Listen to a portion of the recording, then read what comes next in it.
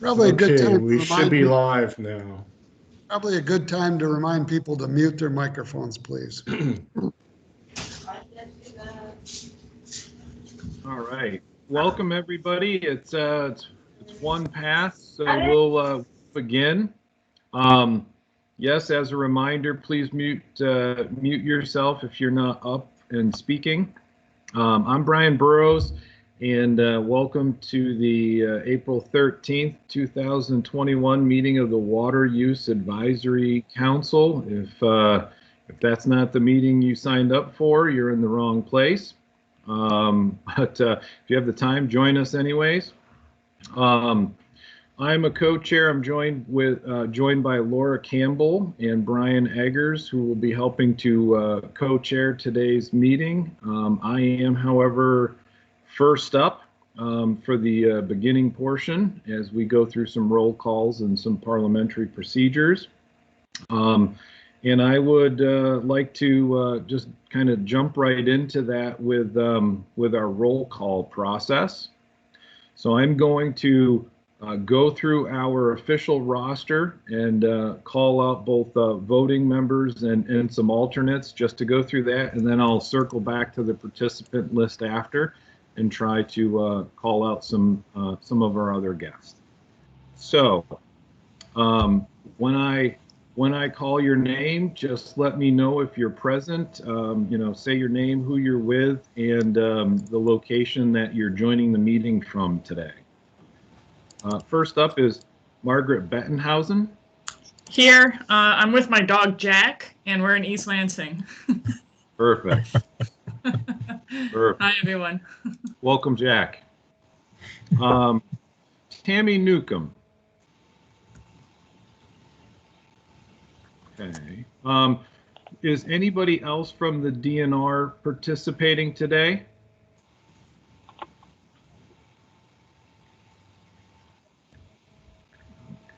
I'm scrolling through the list and nobody's immediately jumping out. Okay. Charlie Scott.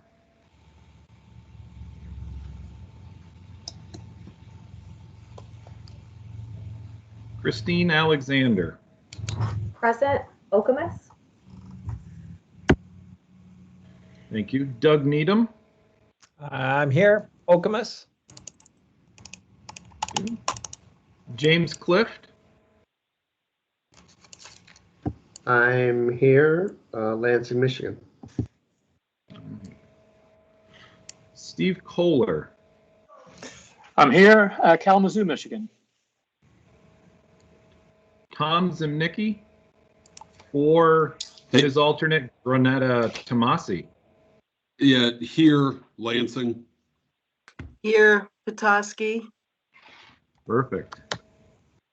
Welcome, and good to hear your voice, Granetta. Dave Hamilton. Dave Hamilton here. I'm moving up in the world. I'm at sea level now in Hunting Island, South Carolina. Welcome. Is Rich Bowman your alternate here?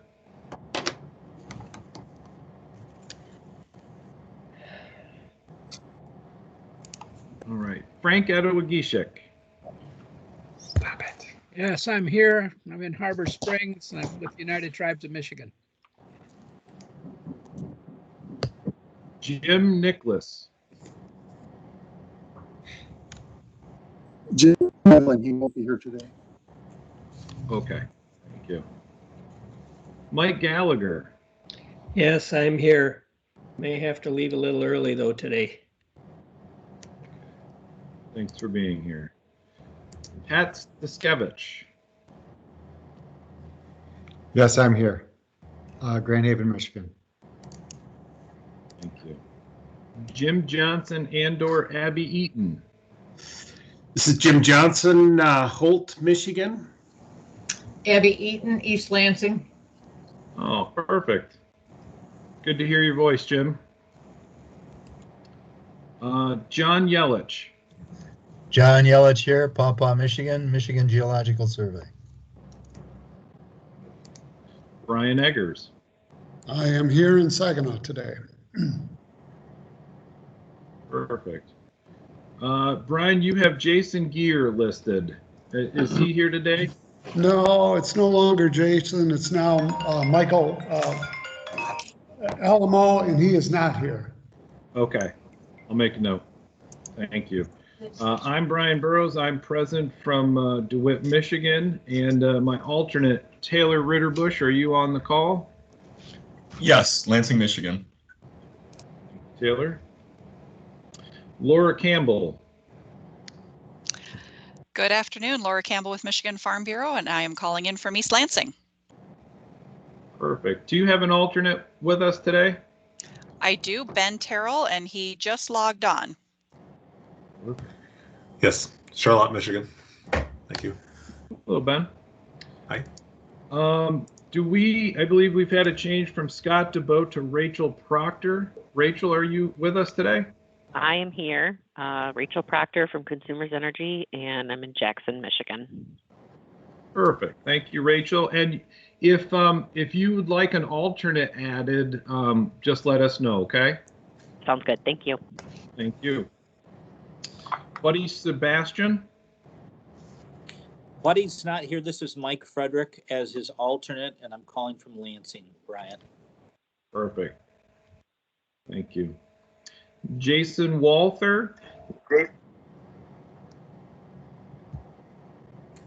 Jason, is that you?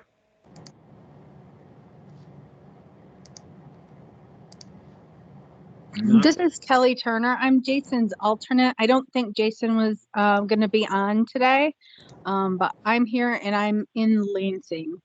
Perfect. Thank you, Kelly. Thank you. Kyle Aurora. Or any alternate from Ducks Unlimited.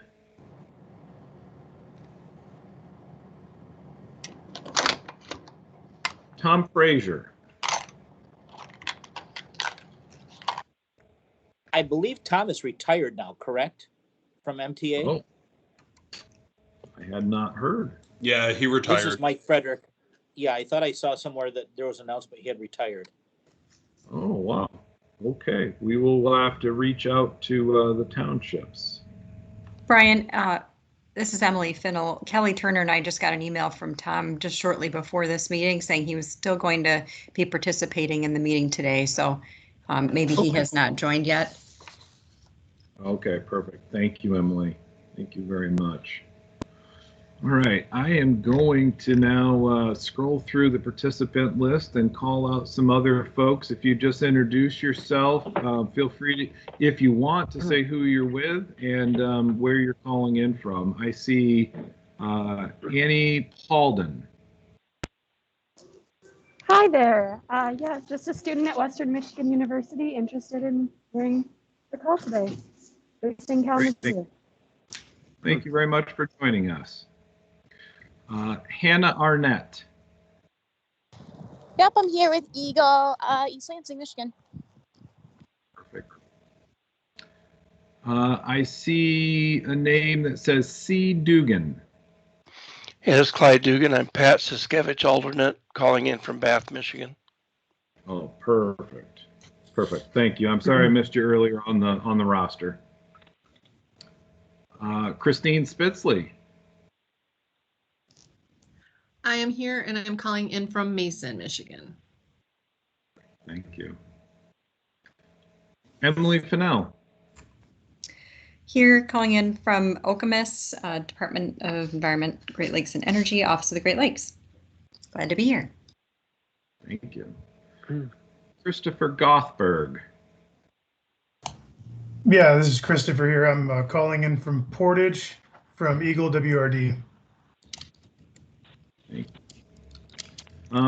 I do have somebody listed as simply, it says the word guest, joined by Teams.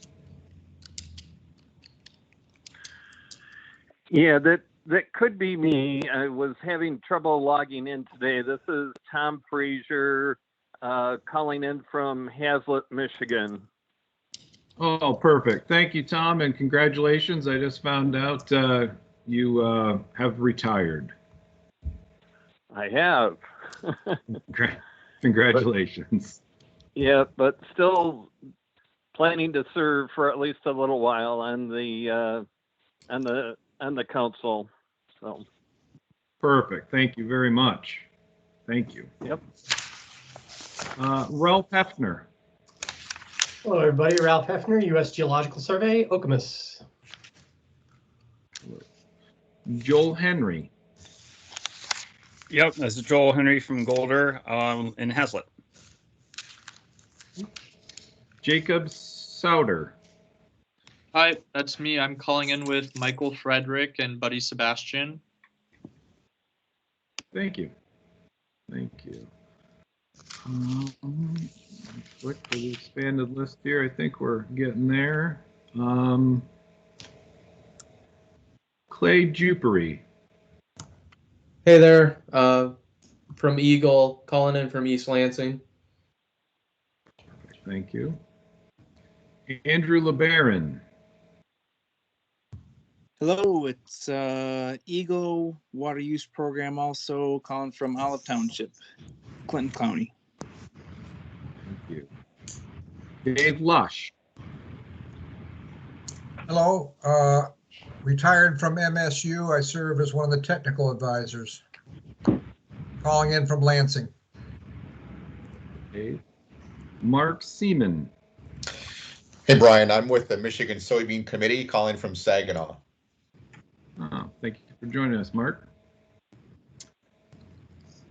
Jim Milne. Afternoon, everybody. Jim Milne, Water Use Assessment Unit Supervisor in Eagle from Meridian Township. Perfect. Thank you. Teresa Seidel.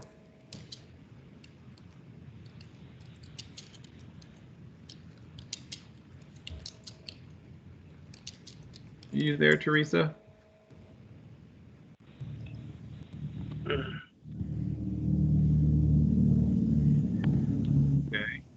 Nathaniel Schuff. Yeah, with Eagle in Grand Ledge.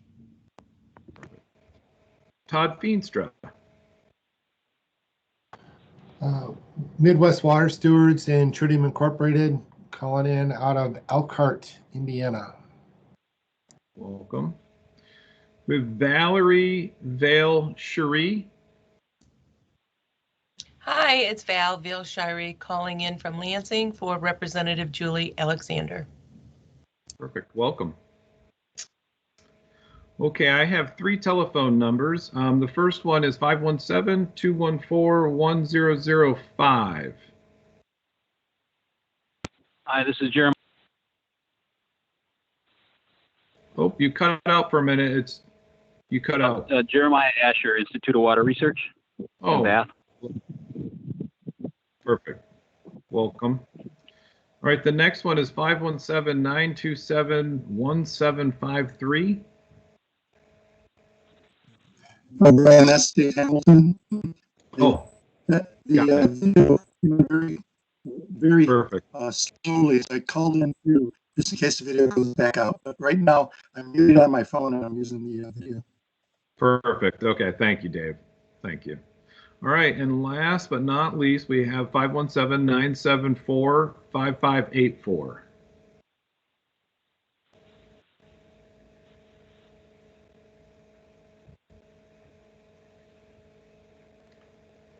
Somebody have the last 4 digits, 5584 calling in that would like to introduce yourself?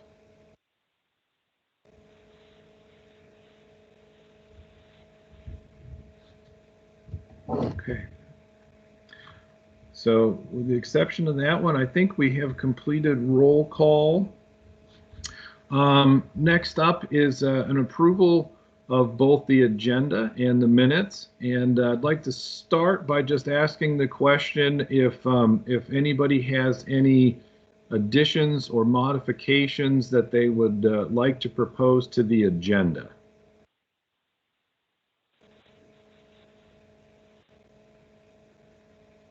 Okay. Not hearing any on the agenda. What about on the approval of minutes? Hopefully everybody had a chance to review those. Does anybody have any corrections or additions, modifications to the minutes from the last meeting that they'd like to propose? Brian, I did have just a couple grammatical changes to the spelling of a couple people's last names. I did send those in, so. Okay. Okay, that sounds like an improvement, but not something that would be a substantive issue. Right. Is that okay? Perfect. Okay. All right, then what I would like to propose to do is that I will go back through a roll call of voting members or the alternates present in place of the voting members. And as I come around, please indicate whether or not you approve of the agenda as submitted and approve of the minutes with some aforementioned grammatical corrections to still be done. Okay. Margaret Bettenhausen. No changes. Perfect. Tammy Newcomb is absent unless she's joined. I guess I will call everybody just in case somebody joined late. Tammy? Okay.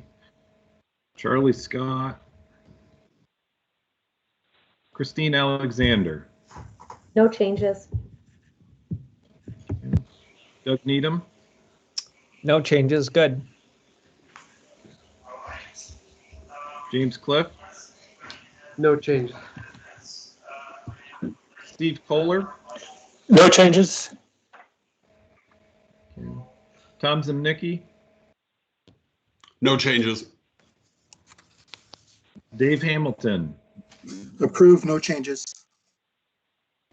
Thank you. Frank Edowagishik.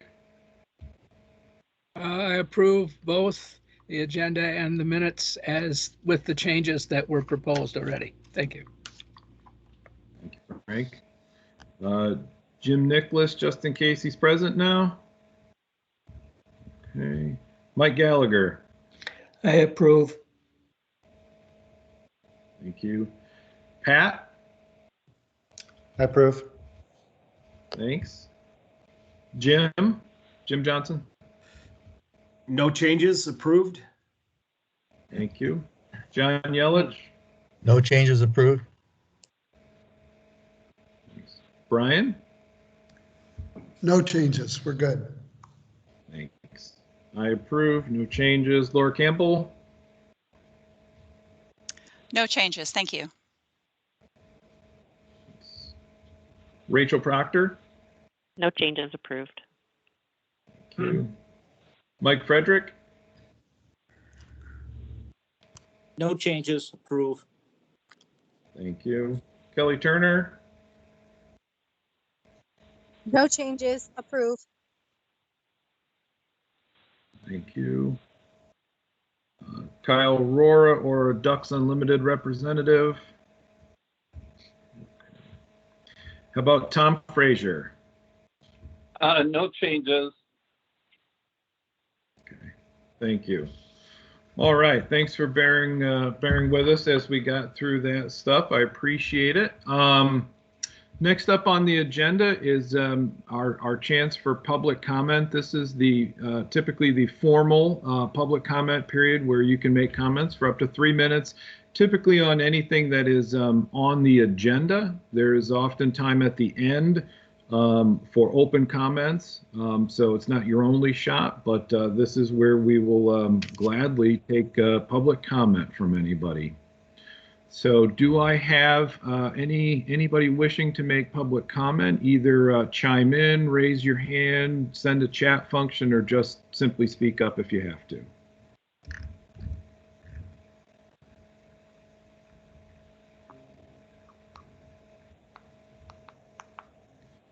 Not seeing anything so far. Going once. Going twice. Okay, checking. Okay, I think we do not have public comment today. All right, so with all of that hard and excruciating work out of the way, I am now completed my co-chairing assignments for the day, and I am gladly passing this off to Laura Campbell. Thanks, Brian. Appreciate it. Good afternoon, everybody. I wanted to take the chance, if you don't mind, to provide you with an update on what we've been working on regarding the 2020 report that you all worked on and prepared, and which we submitted to Senate and House leadership as required before the deadline date in December, but also sent it to them again, realizing that stuff that comes in right before the holidays is likely to get buried. So we sent it again in January. We did have a couple of opportunities to present those recommendations. First, we presented to the Michigan Ag Commission on March 10th. They don't have legislative authority over whether or not to approve the funding for those recommendations, but it's an issue that's important to them. It's an issue that's important to agriculture. So we wanted to take that opportunity to help them increase their understanding of the issue. Then we also got the opportunity to present along with Eagle staff to the Senate Natural Resources Appropriations Subcommittee. And that took place on March 23rd. We were able to give, again, kind of a brief summary of the recommendations and what it is that we'd like to see from that. I want to thank everybody who has been sending in letters of support. So we had several people, I think 8 or 10, who said that they were going to send in their own letters. And then also we had several people, I sent in a group of about 8 letters that had been sent directly to us that we sent in as a group together in support of these recommendations. So that was great effort by you guys, and I really appreciate that. Brian Burrows has been kind of taking on the yeoman's task of contacting Senate and House leadership to look for opportunities for us to be able to either testify to their natural resources and environment committees or follow up from our testimony to that appropriations subcommittee. Brian, not to put you on the spot here, but I have not heard updates from you on that in a couple of weeks, and I don't know if there was anything you had to report on other than you've reached out to them and haven't heard a whole lot back yet. Yeah, so just for everybody's background, we've made like 5, 6, 7, 8 attempts to reach out to different legislative leaders, and through quite a lot of those didn't really get input and just kind of kept I guess a process of escalating the attention to it. As far as the speaker goes, we did end up getting referred to just some more relevant staff people in committee chairs. And we followed up asking if they would like to talk about it and the right venues to do that. During that process, as mentioned, the Senate Natural Resources and Environment Appropriations Subcommittee reached out, and they did invite, along with Eagle, a presentation that was done. And then, really have had nobody reaching back out as follow-up to our kind of repeated invitations. And then, Laura, I saw very recently that you sent that out yet again to some of the committee leadership in both the House and the Senate. And so, I would say the Senate side, at least in the approps process, really reached out looking for communications about it, but have not, well, we're just in the process of being persistent in some of the other venues. I will say we got really good questions and really good interaction from the committee when we presented to them, and this was remote. Obviously, there's still some figuring out of how things go given COVID restrictions, but we presented remotely, got great questions from the committee about the Water Use Advisory Council recommendations, about kind of what's involved. Sarah Howes and Amy Epke helped with the follow-up on that, and thanks to those folks, Ralph and John and a couple others who provided answers to some of those questions so that we could get back to them with more detail on that. James or Chris Alexander, I don't know if you guys have additional information that you can help out with in terms of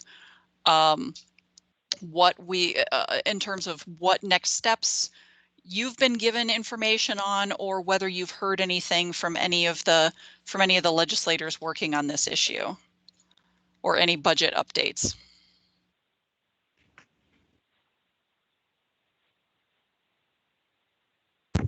Laura, this is Chris Alexander. I don't have any updates.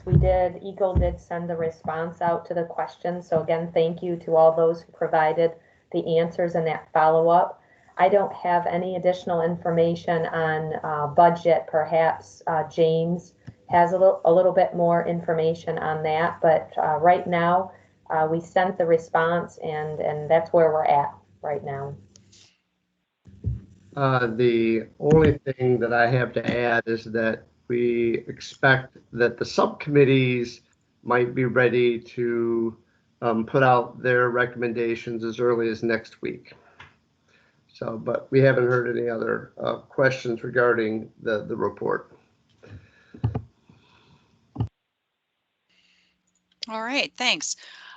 Any questions from anyone or follow up or feedback that you've got? I know that that's not a whole lot to report on, but I do feel good that we were able to get out in front of some committees. We've been having some conversations with legislators, on the sidelines as well, asking questions and kind of wanting to know more detail about it and who's supporting it. What's the importance of gathering this data? So I do think the conversations are going on. Questions or thoughts, comments before we move on? Laura, this is Dave Lush. Was there Hi, any Dave. was there any indication when you presented to the subcommittee whether they were thinking of this as a package to be moved as a package, or whether they were going to parse it into pieces? We presented it as a package, and I did not hear any response from any of the legislators that sounded like they were starting to nitpick kind of, which is the favorite of our children. Thank you. Mm-hmm. Any other questions?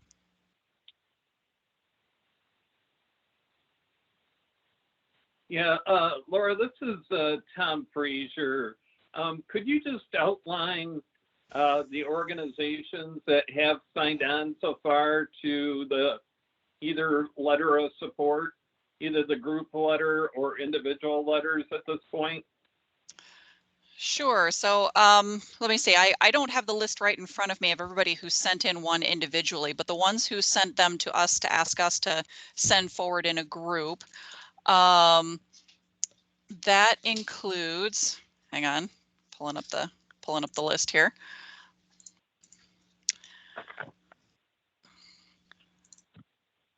That includes, we've got John Allen on behalf of the University of Michigan. We've got Tip of the Mitt Watershed Council. We've got MDARD Director McDowell, Michigan Potatoes, the Nature Conservancy,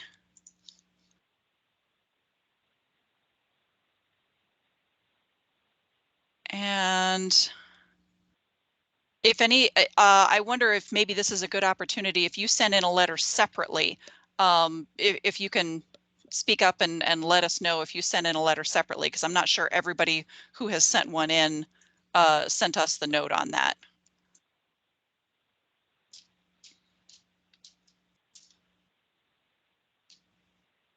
Yep, this is Rachel Proctor. Consumers Energy submitted a letter individually.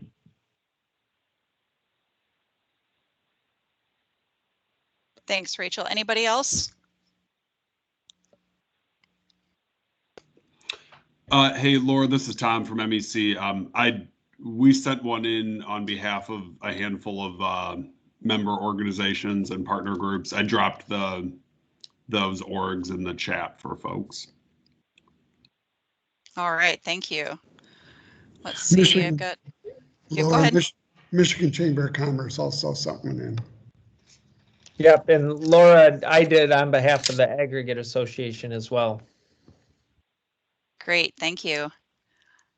Anybody else?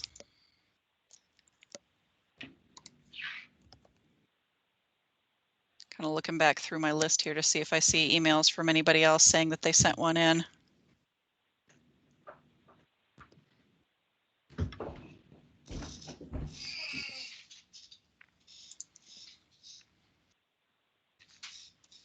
All right. Well, thanks, guys. I want to really appreciate everybody who's signed on to a letter or sent one in directly to get that support in. I think that that's a really important part of this process and something that every legislator, whether in a hearing or speaking separately, has asked about is how wide is the support for this? How broad was the coalition that developed it? So that's a really important thing for us to be able to say not only, yes, we made these recommendations, but also that there's a very, very broad group of stakeholders who support them. So I'm very pleased with that effort and appreciate everybody's work on that. Any last questions or thoughts before we move on? Laura, this is Brian. I would just say that if any of our members or just people who support this work have any relationships legislatively or a presence that they would like to help lend to the effort to keep promoting this, reach out to us, because we're going to keep plugging away, but budgets are happening, and so if you are in discussions about other things and have those relationships and you're willing to help a little bit, we will take any we can get to get this on the radar and as a priority.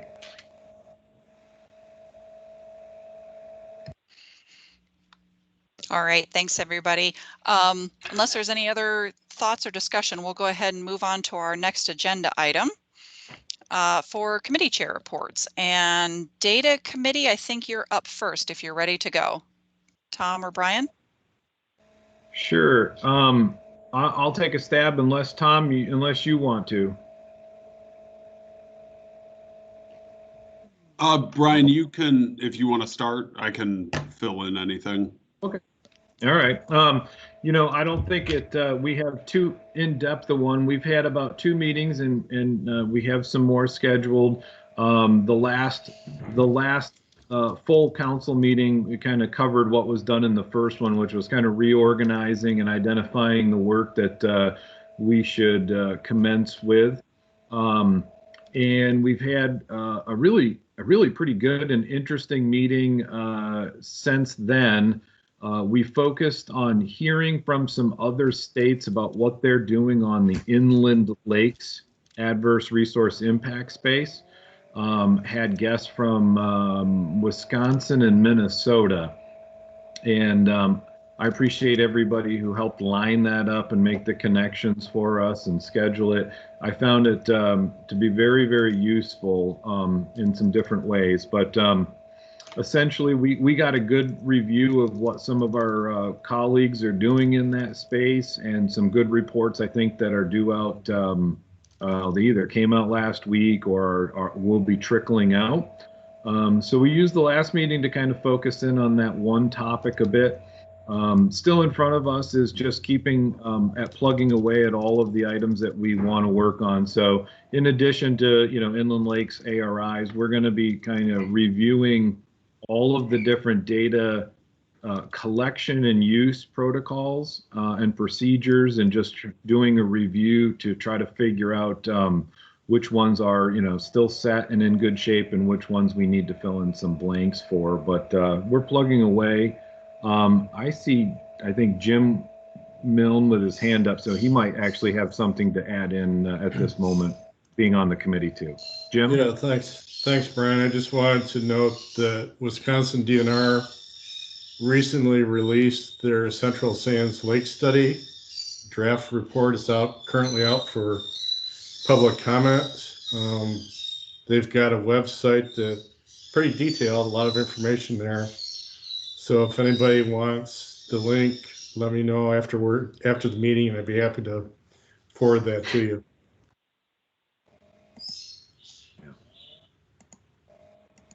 Thank you. Yeah, we're trying to pay attention and figure out what others are doing. I would just say that it seems like a little bit as though one of the strategies out there is kind of waiting until you have a lot of problems in an area and then spending a lot of time. And, I think if we move forward, I think we've been thinking about a more proactive approach or systematic approach across the board, but we're just getting going there. I'll stop there really and just say, ask Tom, my co-chair for that committee, if he has anything that I missed that you'd like to accentuate. No, I think that more or less covered it. I'd flag that our next meeting is on April 28th. It's going to be kind of a combined meeting with the models committee. We actually have somebody coming in from oil and gas division who we'd heard about through some colleagues specifically around PFAS and the work that MPART is doing. And so somebody's coming in, they've been doing some kind of high level assessments around like flow paths for groundwater and groundwater plumes. I know Jim Milne, I'm just going to recognize I did not describe that with the technical accuracy that you probably wanted me to. But anyway, so it's a chance for us to kind of see what other divisions and how other people are starting to think about and working on kind of tracking groundwater quality issues in the state. So certainly if folks are interested in that, obviously all the meetings are open and available to anybody, but feel free to reach out and I can share the meeting invite information with you. Laura, I think that's probably it from the data collection committee. All right. Thanks, guys. Appreciate it. Any questions for them? Other thoughts? All right. Next up, we've got implementation strategies. Doug, do you want to cover our summary for that? Sure. We met on March 9th and kind of said, all right, now that the report has been issued, what should be the focus of our committee? And one of the things that was recognized that not all of the items that were identified in the 2014 report actually made it into this one. So what we want to do is say, all right, well, let's kind of relook at some of those items and determine if any of them really should be maybe move forward now that this report has been issued, and we can tackle those on the next one. The other things we talked about was, well, since we are the implementation committee, we should focus on tracking the status of those items that were in the 2020 report. So let's kind of prepare a matrix and be ready to track and determine how those are being addressed. Some of the items don't need legislative funding and are already being worked on. So those are things in the future we're going to be able to report on what are the status of some of the items that were identified. And then the other one is just continue to work on compiling a list of items for the 2022 report, knowing that that is in the headlights and we need to continue our strategies and thoughts moving forward. So if we can do the next slide. So, our action steps, we're going to look at the matrix. So if there was something back in the 2014 report that you felt a burning desire to be addressed, but it just didn't get elevated in this 2020 report, please let us know. Again, we'll develop the matrix and start compiling the list. So that's where we're at. Our next meeting is June 24th at 9 o'clock. So if anybody wants to be a part, we are certainly open to having more volunteers and members be a part of that committee. But that is all I have. And with that, I'll turn it back to Laura, my co-chair on that subcommittee, to see if there's anything that I missed. I don't think so, Doug. Great job. Thanks. Any questions or thoughts about implementation?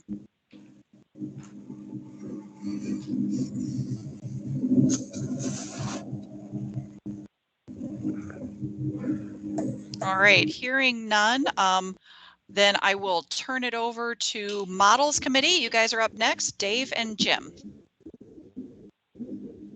Yeah, Jim's not here today, so I'll carry the ball. So in the models committee, we've had a work group that's been looking at the half max rule, which is built into the tool.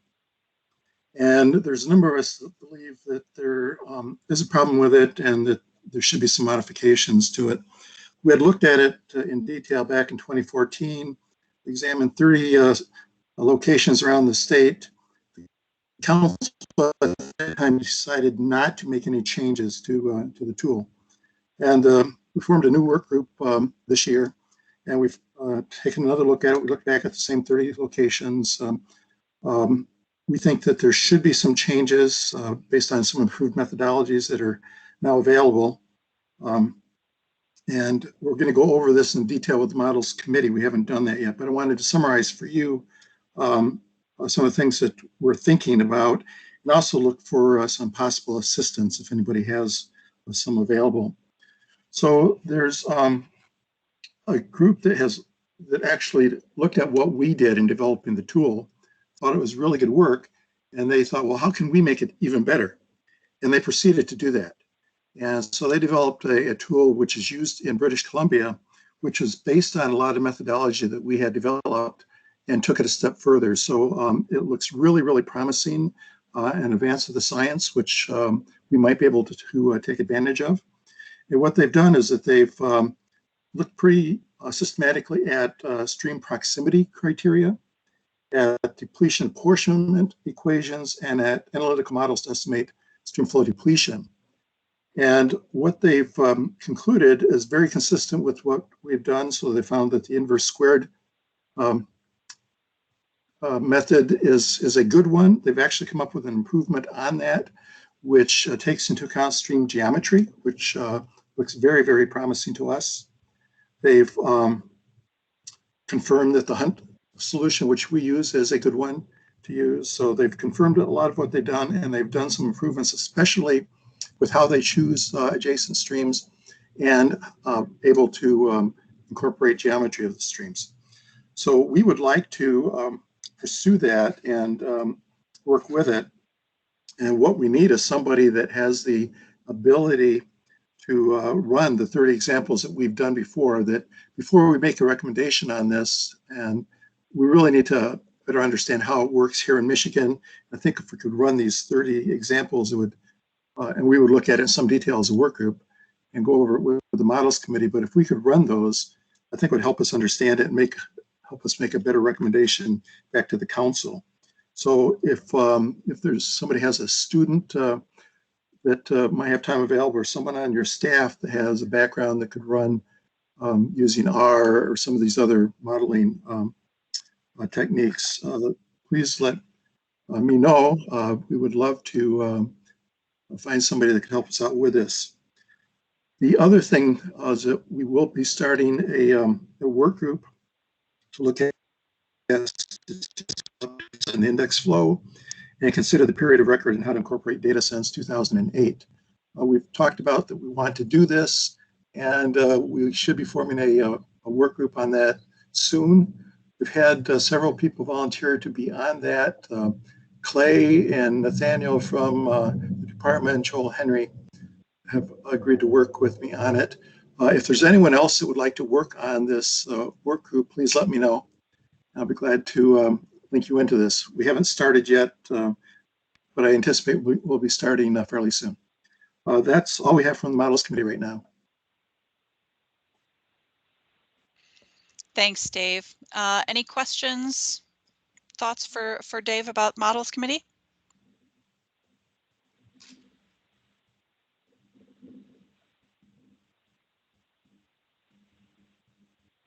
All right, hearing none. Next up is new topics committee. Thanks, Laura. I can take that.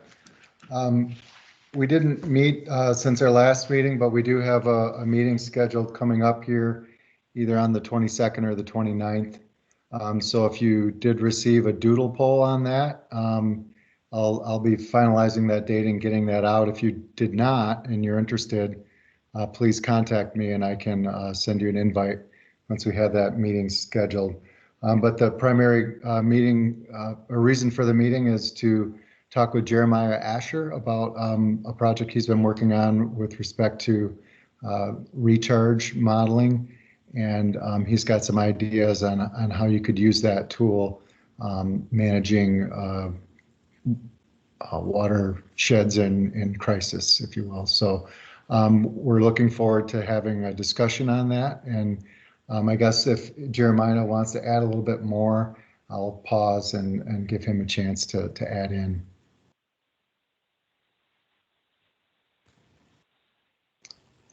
All right, there was another item, Laura, I'll let you add on to this, but Lyndon Kelly from MSU was also talking about some need for potential input on regarding ag water use reporting, more of a technical question, I believe. So I'm not sure if we have the right stakeholders involved, but we thought we could bring that question up if it makes sense. So do you want to add any more to that, Laura?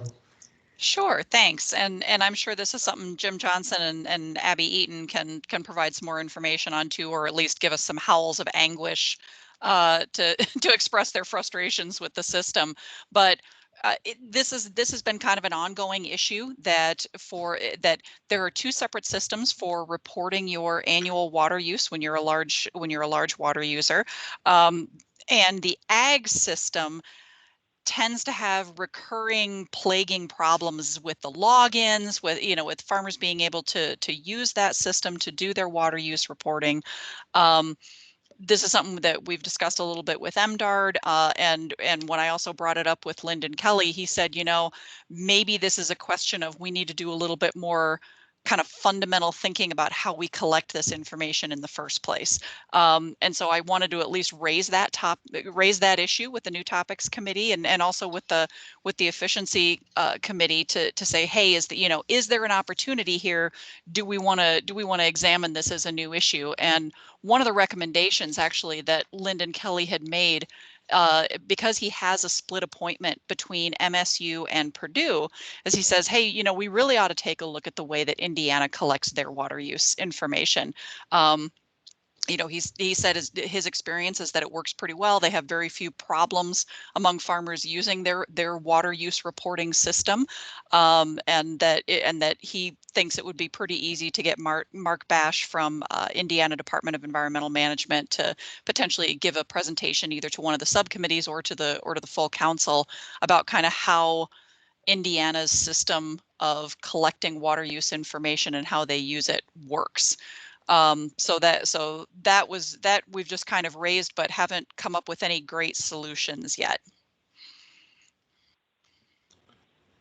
So I guess my question when Laura brought this up is whether the New Topics Committee is really the best group of folks to kind of provide some input on that. So maybe we just need to create a smaller group of whoever's interested, and we could schedule a meeting to bring more information on that topic.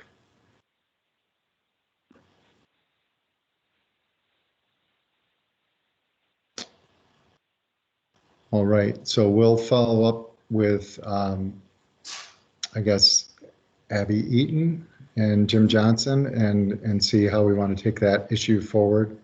But for now, that's all I have on New Topics. All right, thanks, Pat. Any questions or comments on New Topics before we move on?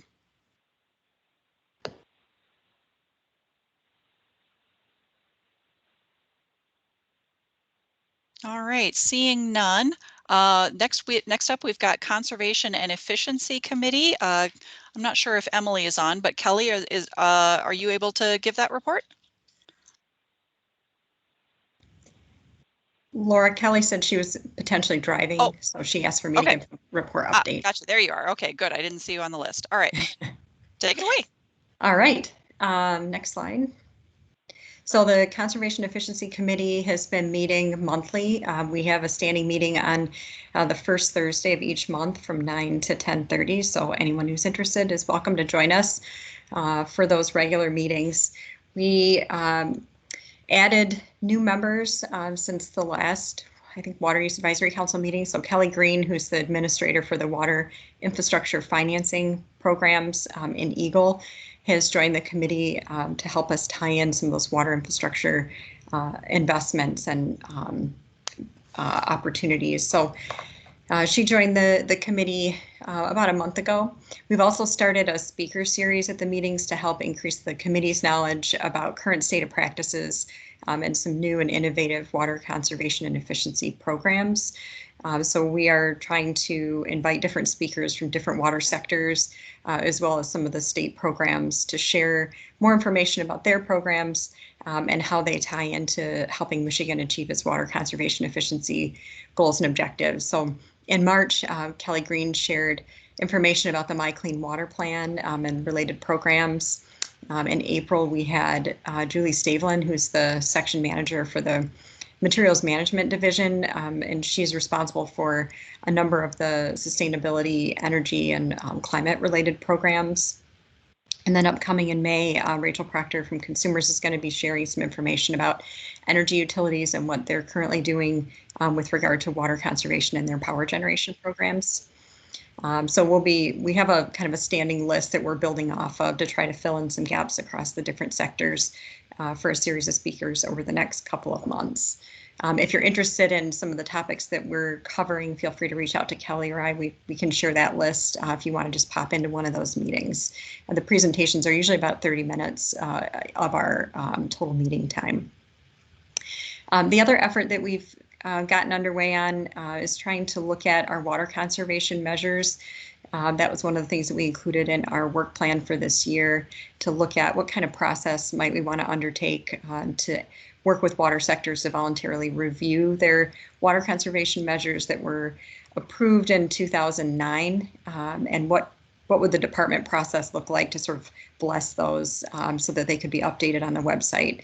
So we formed a subgroup that just met last week, and Andy LeBaron's chairing that group to have some discussion about engaging with those different sectors, getting a sense of whether they're kind of bought into timing right now of voluntarily reviewing their current practices to see if there's any updates that may be needed, tying in their updated sustainability policies, which has changed in some cases. So that effort's underway, and we'll keep the council up to speed on how we're going to move forward. There's some question about, the program is voluntary, and those there's no time period that's listed in the statute on when the water sectors might need to review and take a look at those again to see if they need to be updated. So we're just getting a little more clarity around that. But there seems to be a lot of interest, and it's just a question of sort of timing and whether sectors have the time this year with COVID and other staffing issues. We are working with the U of M Dow Fellows project team. They're currently revising their scope of work for the assessment on looking at our water infrastructure, climate, energy, and sustainability programs and how they can better help us address some of the conservation efficiency goals and objectives. I just got their revised scope of work over the weekend, and I'm meeting with them later this week. So hoping to get them started on that project, and that'll help us move forward on one of the recommendations that was in the 2020 report. And then lastly, I'll just mention we are going to be sponsoring another Great Lakes Freshwater Week this year, June 5th through the 13th. It's tied in with Free Fishing Weekend, and it focuses on promoting awareness by Michigan residents on just being Great Lakes stewards, developing Great Lakes water literacy principles. And so some of the themes for this year are going to focus on appreciation, education, and recreation. And we'll hope to tie in some water conservation efficiency measures that, that individuals can implement in their daily lives. I'll turn it over to Kelly if you have anything else to cover that I may have missed, or any other committee members if there's something you'd like to add to our update. Thanks, Emily. That was perfect. And I couldn't get myself off of mute, so thank you for jumping in. I appreciate that. I have nothing to add. Great job. Anything else from the committee members who may be with us today? Great. Well, that concludes my update. All right. Thanks, Emily. Any questions or feedback for Conservation and Efficiency Committee?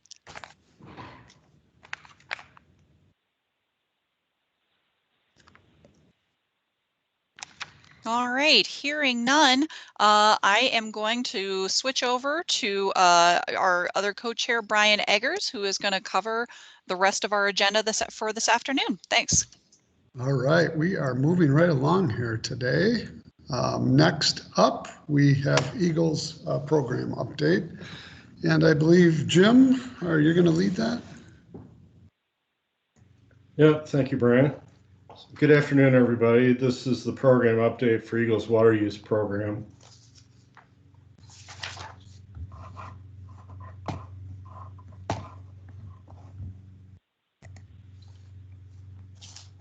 Before I get started, Emily Finnell, do you want to add anything to the Sea Grant RFP that you haven't already covered?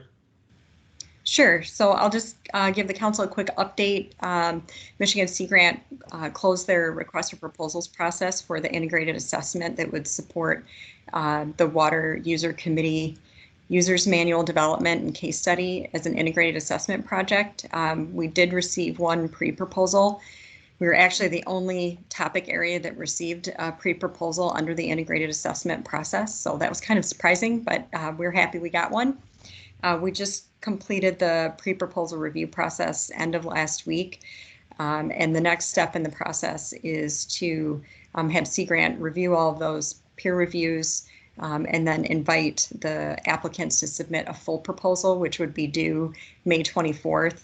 And the way their process is set up, this is where the policy sponsors for the different integrated assessment topics work then really closely with the applicants to help them develop their full proposal to make sure that it addresses our priority needs. So I expect over the next month that I'll be working really closely with this particular applicant to really build out some of the details that we'd like to see in their proposal.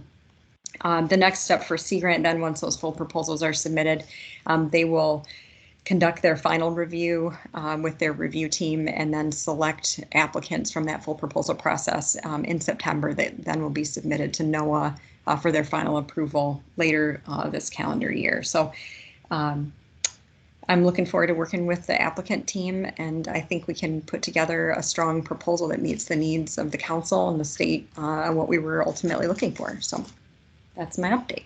Great. Thanks, Emily.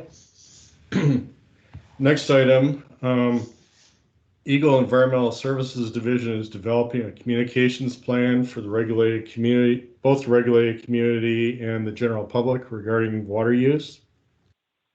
We've started having meetings with the Eagle Communications Office of the Great Lakes, and Water Use Program staff. Once the communications plan is developed, we will be reaching out to key stakeholder groups and look for opportunities to partner with you on outreach. We're also going to be looking at some newer communication tools, infographics, ArcGIS story maps, some other ways that we can do a better job telling our story. So stay tuned for that. We'll have more information as the months progress here. Next item, the personnel updates. I've got some good news. In case you're wondering why I'm wearing a tie today, we had our first interview this morning we're in the process of filling 3 positions in Water Use Assessment Unit, 2 geologists 9 through 11 doing site-specific reviews. So getting 2 more staff to help out Clay and Nat doing that work. And then the 3rd position is a senior geologist. They'll be doing modeling work to help Jill Van Dyke out. So we'll be conducting interviews throughout the month of April and hopefully moving pretty quickly from there.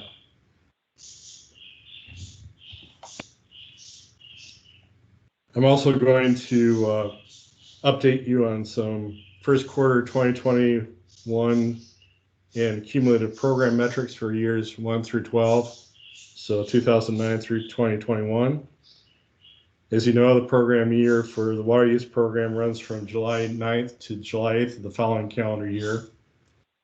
I'm also going to update you on the status of some of the depleted water management areas. and present updated metrics for compliance actions, pre-screening reviews for proposed public water supplies, and Part 327 permits. And I'm going to wrap up by telling you about some additional data collection efforts that we're planning in the Pigeon River Water Management Area 15183 in Ottawa County, and also some coordinated efforts with federal agencies and Michigan Geological Survey concerning the Mission Doe Aquifer.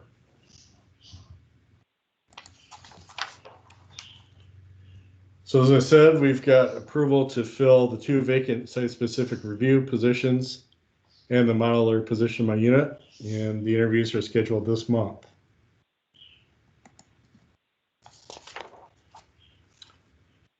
Okay, here are some metrics for the first quarter of calendar year 2021, which is actually the third quarter of program year 12 for both. Water withdrawal assessment tool, we've got 157 withdrawals that were authorized using the tool, and another 70 that were authorized through SSRs between January and March 2021. We received a total of 83 site-specific review requests during that period. As I said, 70 were authorized, 3 were denied, 6 were retracted by the applicant, leaving the other 4 that are still pending.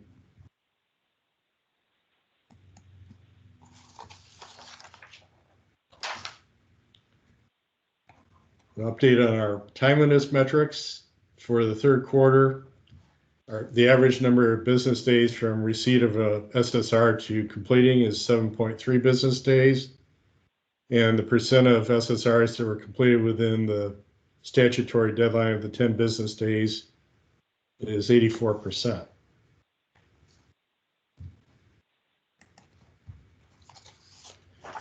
Cumulative timeliness statistics from 2009 through 2021. The top graph is the average number of business days, and then the bottom graph is the percent that were done within the 10 business days.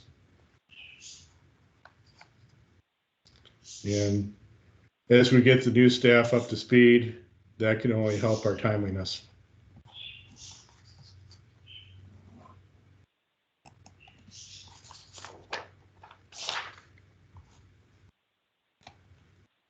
Here's a map showing depleted water management areas in red as of April 5th. These are depleted regardless of any pending SSRs. There's 8 of them. And scroll down a little bit so you can see some of the ones in the southern tier of counties there. And if I zoom out, there you should be able to see all of the locations now.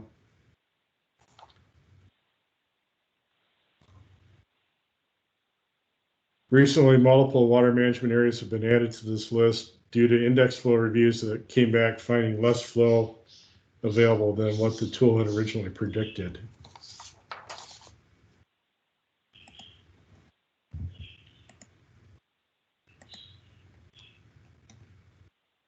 And the table form update of the depleted water management areas as of April 5th.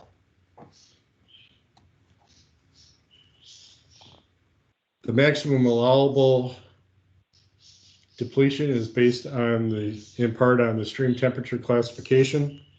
For example, a cold transitional stream only allows 4% of the index flow to be depleted versus a warm stream allows up to 24%.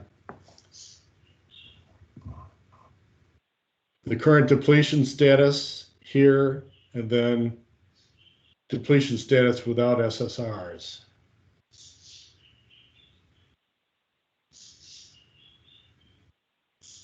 And then on the far right column, comments on the status there. Rows in gray are water management areas that were impacted by Bedrock AutoPass tools when that feature was still active in the tool. And then subsequent geologic reviews determined that, yeah, in fact, in those areas, the Bedrock aquifer is hydraulically connected. So we factored in stream flow depletions from those withdrawals. Water management areas that are in the blue highlight are impacted by open violations. Jim, I see Doug's hand is up. Yeah, thanks, Brian. Jim, question for you. When I look at this and even on that previous slide, we've got the Halfway Creek in Monroe and Lenawee, and that is one of those depleted water areas. Now, just below that, we have Ohio. How do we interact with our neighboring states? Because, I mean, there's a couple spots down here now on the border that if they're using a lot of it, it definitely impacts us. That's an excellent question, Doug. When I talk about the Mission Doe Aquifer coming up here in a little bit, that's a somewhat related topic. Okay. The way the state programs are set up, there's very little interaction between the states. They're kind of set up assuming that there's an impermeable barrier along the state boundaries, which we know to be not the case. With the Mission Doe Aquifer, Ohio USGS staff have added a number of stream gauges over on the Ohio side of the border in the Maumee River watershed there. And I'll be talking a little bit about some potential work that we could be doing on the Michigan side of the border as well. But that's a good question, Doug, and then one that bears further discussion as we go forward. Thank you. Jim, it looks like Andrew might have something to add to this. Go ahead, Andy. Yep, just one real quick thought to add to what you said there, Jim. You know, obviously keep in mind that the entire regulation system that Michigan has in place is not shared by Ohio or Indiana or Wisconsin for that matter. You know, they got their own thing going on, so you couldn't just make the same type of system kind of carry across the border. So obviously that's a big roadblock in trying to accomplish some kind of interstate program and so forth. But yeah, so just the whole method that we use for tackling stream flow depletion or the groundwater model that we use to calculate those values just simply wouldn't work, and those states wouldn't be interested under their current regulatory scheme to just do that without the law in place. Just as a follow-up, Brian, if I may. So I guess as a question then, so we are denying people access to water at this point, or we're denying their request. However, our neighboring states may be granting a whole bunch in those areas. And I guess that's where my only concern, because this map does show a lot of red down in the southern tier, and when two hit that border, it's just, are we putting our businesses and farmers and business, entities that need this water kind of at a disadvantage?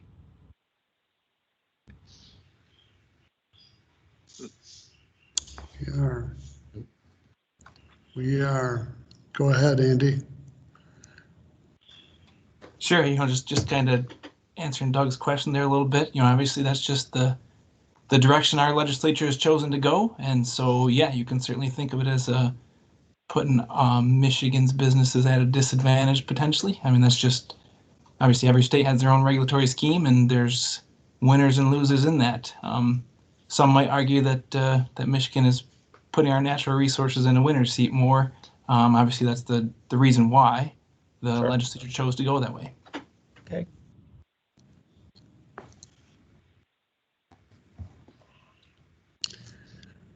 Okay, Jim. All right. So the next slide here are cumulative compliance metrics for the first quarter, January through March. We sent out a total of 91 amended registration compliance communications. We issue an amended registration whenever a withdrawal is put into operation differently than what was originally authorized by either the tool or by an SSR, when there's enough stream flow available to authorize the as-built, as-operated characteristics. The next category after the fact registrations, which are, we come across a previously unregistered large quantity withdrawal. but there's enough stream flow available to authorize it. We will issue an after the fact registration. So we sent out 41 of those. The next category, missing pump information. That's when we run across a well log where the well log doesn't list the pump capacity. Quite often that's because, for example, horizontal wells where somebody else other than the original well installer will put the pump in at a later date. So following up with that, there is a requirement in the well construction code that they are supposed to provide the missing pump information to local health department and Eagle Drinking Water Division, which eventually makes its way to us in water use. Next category, verification of the installation of a large quantity withdrawal. So sent out 13 of those. We sent out 11 first violation notices. We didn't have any follow-up second violations during that period. And we closed 3 violations after they came back into compliance. Dave, you've got a question. Yeah, on the violation notices, this is just for the most recent quarter. Could you tell us how many violation notices are outstanding total? And then could you give us maybe a feel for what are the types of violations? Are they mainly paper exercise kind of problems, or are they they're taking too much water? And then the third question is, what are some examples of how you're closing violations? What kind of agreements are you coming up with people that have violated? Okay, well, I'll tackle part of that. And Hannah, if you want to jump in to provide additional answers. Some of the examples of types of violations include pumping more than what was originally authorized. So if their water use reporting exceeds the maximum annual volume in their registration would be one example. Another example might be an unregistered withdrawal that cannot be authorized as currently operated. Installation and operation of a withdrawal differently than what was authorized, and there's not enough stream flow to authorize the as-built as operated. Failure to report water use is another example. And then potentially causing an adverse resource impact. Hannah, did I leave any other categories out? No, I think that's all of them. Okay, and then as far as your question, Dave, about the total number of violations, I don't have it immediately handy, but we can There's approximately 22 Go ahead. out there right now. There's approximately 22 of them out there right now. But some of them we have responses on where we're just waiting for other responses in the watershed Okay. before we close them out. And then Hannah, can you give an example for Dave of ways that violations can be closed? So far, most of them have been reductions in schedules. So for a lot of the installed differently than authorized, we've just been going down on the schedule a little bit, just maybe knocking off a day or a couple hours per week. We've had a couple people indicate that they're just not using that well anymore, so abandoning it's fine. But mostly it's coming down on schedules. Either the well that we issued a violation for or other withdrawals in the watershed. Thank you. That's very helpful. And then the final category, we also received 2 complaints during this period that we'll be investigating.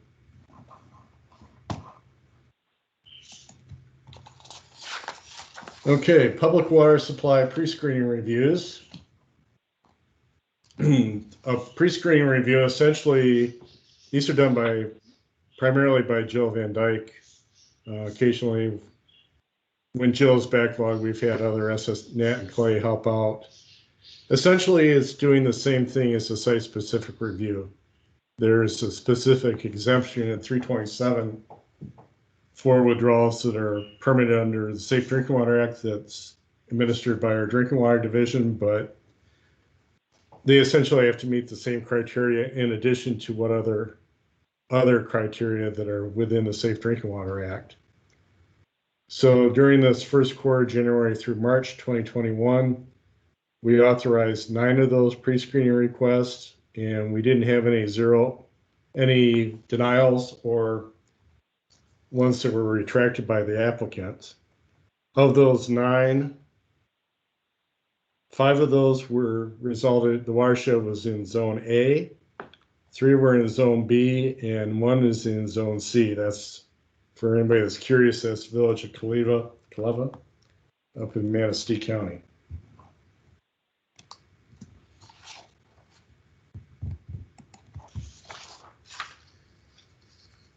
And then getting to Andy's, one of Andy's duties here is issuing Part 327 permits. These are for withdrawals, new or increased withdrawals over 2 million gallons a day, or over 1 MGD in a Zone C watershed, or an intra-basin transfer over, what, 100,000 gallons a day? Andy, is that right? Yep, you're right. Yep, so we issued 1 327 permit during this period. That's for a sewer construction dewatering project in Salem Township, 14 Mile Road there in, I believe that's Washtenaw County, right? Northeast Washtenaw. Yes.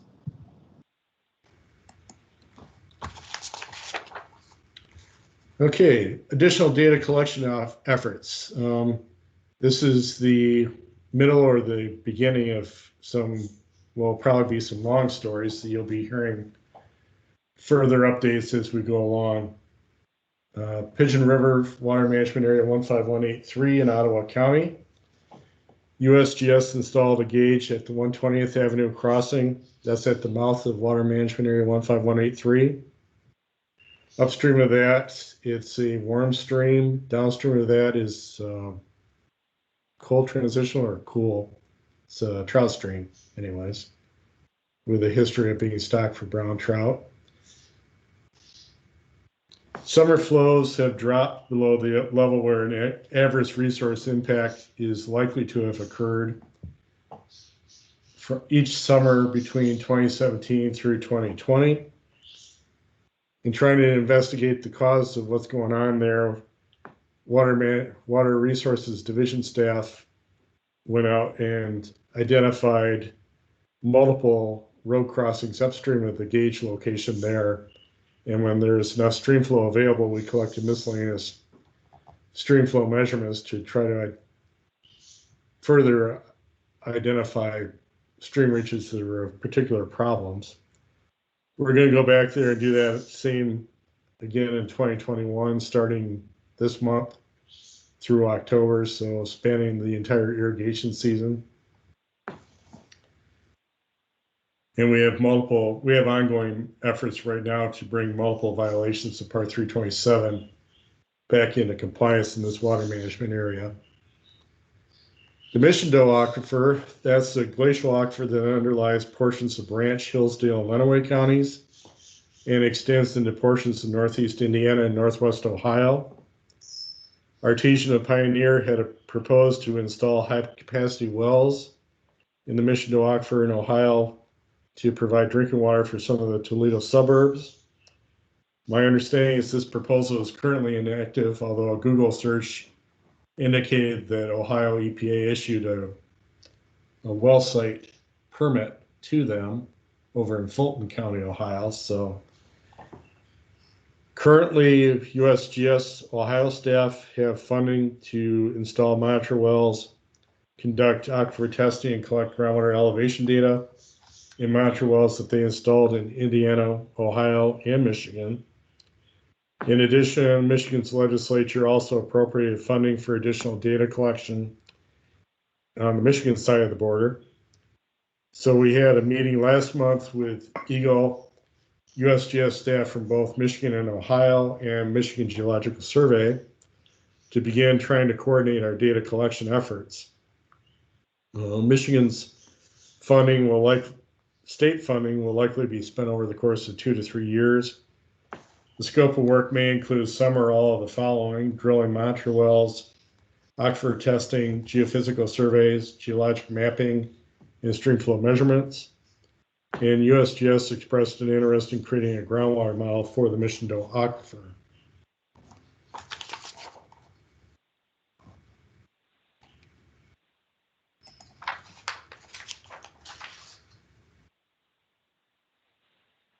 This Doppler type effect here, this is a reading of the USGS gauge at the Pigeon River and 120th Avenue. They're in the mouth of Water Management Area 15183 in Ottawa County.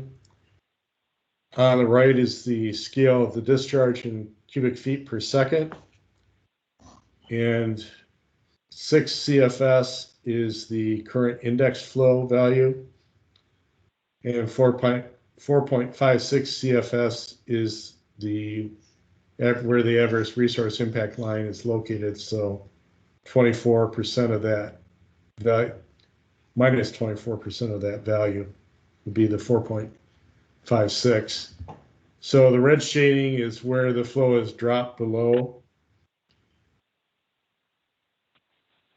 So you can see that during those summer months, late July into early October, has been when we've seen a history of low flows.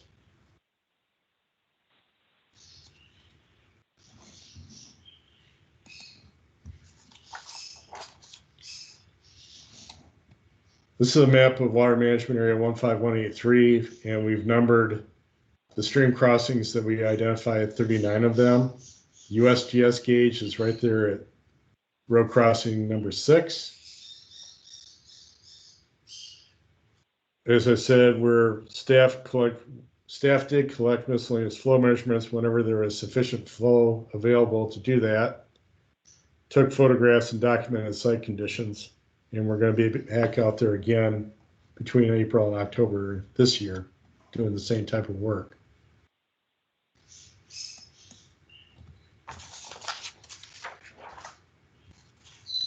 This is a map of a portion of the Mission Doe aquifer. Todd might recognize this red polygon here. That's part of the Mission Doe aquifer boundary that is identified in a sole source aquifer application. USGS does have one monitor well located over in Hillsdale County here.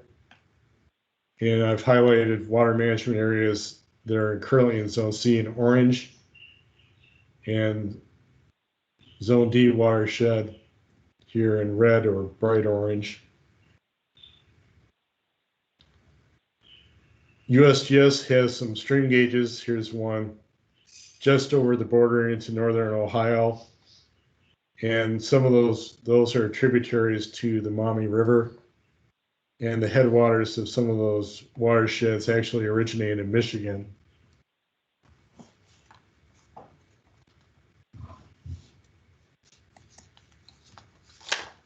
So are there any questions?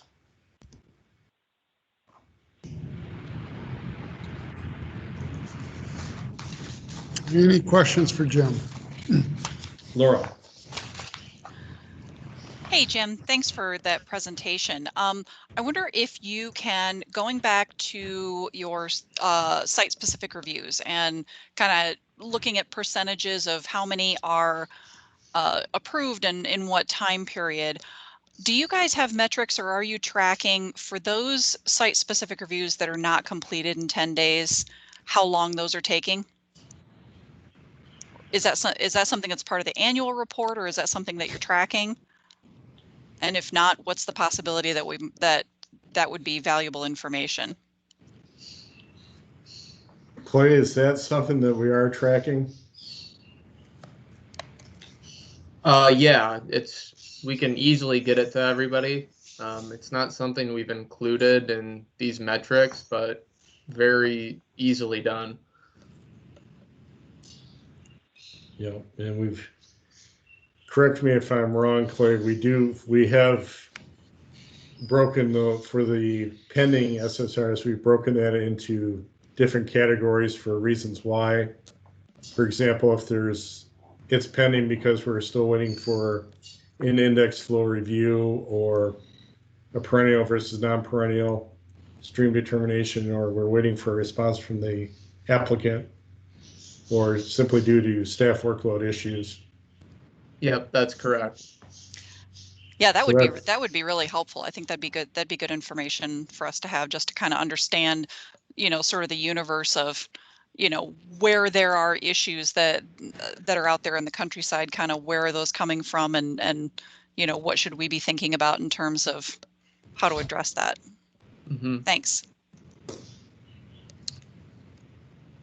Jim, I have a question for you. The 6 applications that were withdrawn, can you describe, are they similar at all? Why were they withdrawn? Were they withdrawn because they were going to get a no, maybe? Clay, do you have anything on that? That's off the top of my head, it's usually that they're probably going to be denied and they don't want to be sent the paperwork. One I just had, he submitted two requests for the same withdrawal. So on accident, he hit submit twice. So that happens. But maybe Nathaniel, I think he had a few retracted not too long ago either, and I'm not sure what happened with those. Yeah, so that's information we can compile and get back out. Although I see Nat's got his hand up. Yeah, I had multiple withdrawn or retracted here within the last 2 weeks, where a son took over a farm and decided to re-register all of the withdrawals that his father had previously registered. So just a bunch of duplicate withdrawals or duplicate registrations for withdrawals. Gotcha. Thank you. Anybody else have any questions for Jim? Jim, this is Dave Lush. In that Pigeon River water management area, is there any movement afoot for the locals to impanel themselves into a committee?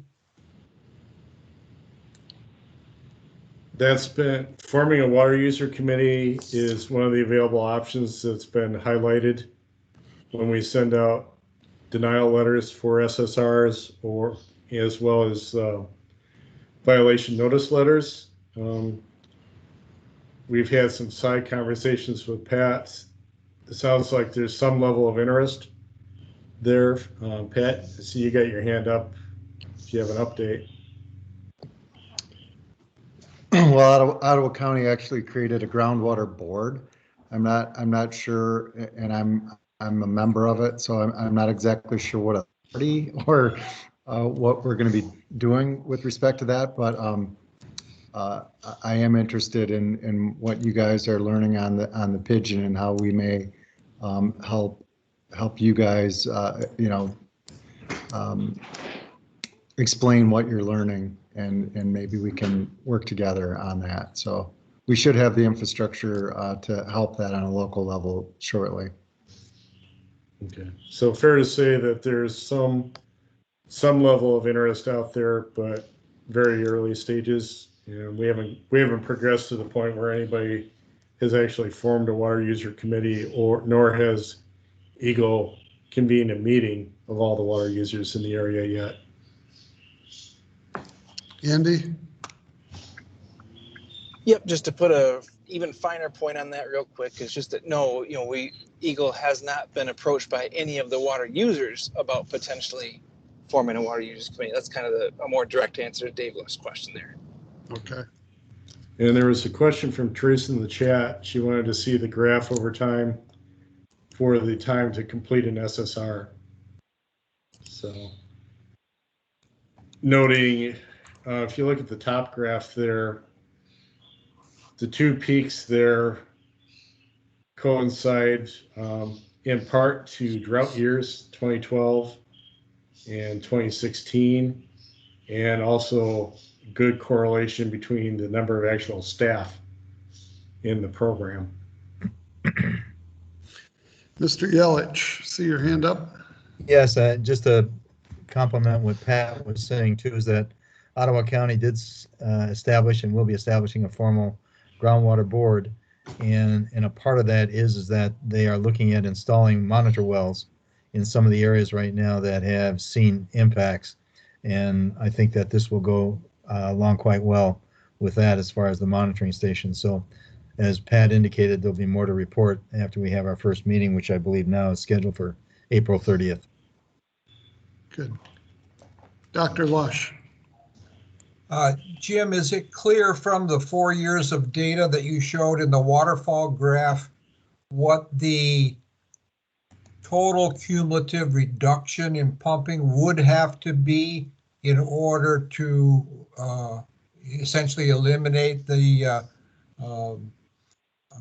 adverse resource impact? Yeah, good question. At this point, I don't think we have an answer to that. As you can see from the graph, it dips down below during the late summer, early fall, toward the end of the irrigation season, but then after the end of the irrigation season, along with increased recharge, that the flow does pick back up again.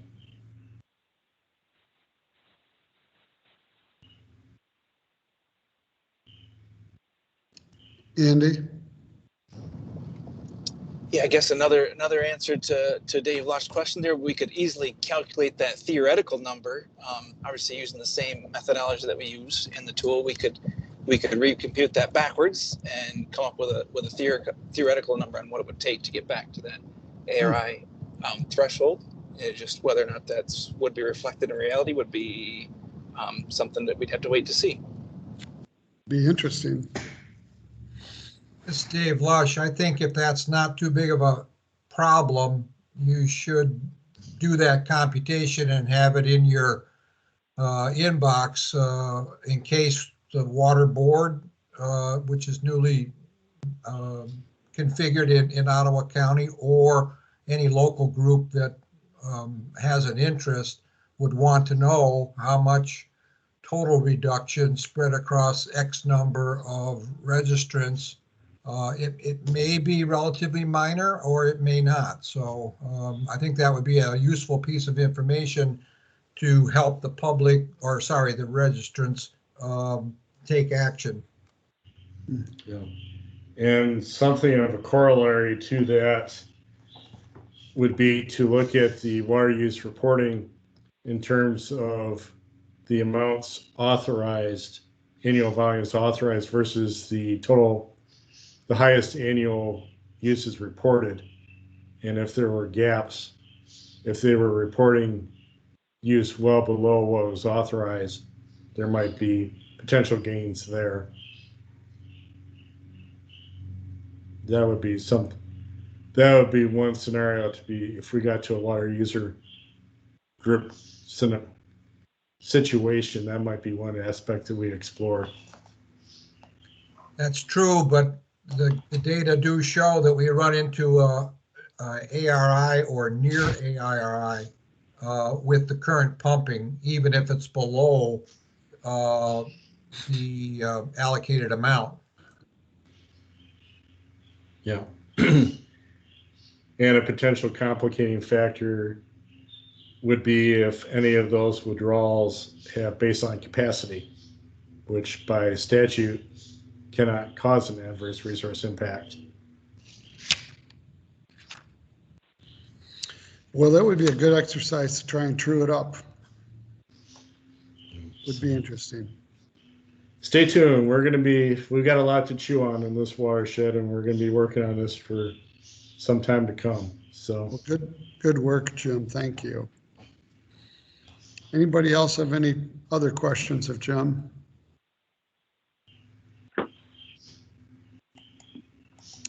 Okay, hearing none. Our next meeting is scheduled for June 8th, and format will include standard operating procedure of another Teams meeting. hopefully you all have the next 4 meetings in your calendar.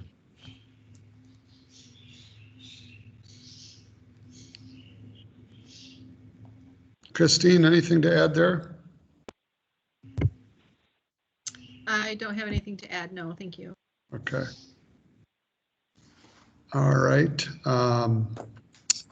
I believe we have come to the public comments, open comments phase of our meeting. Does anybody from the public have any comments?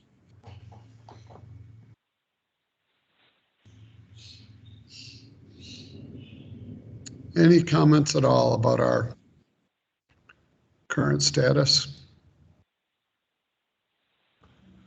No?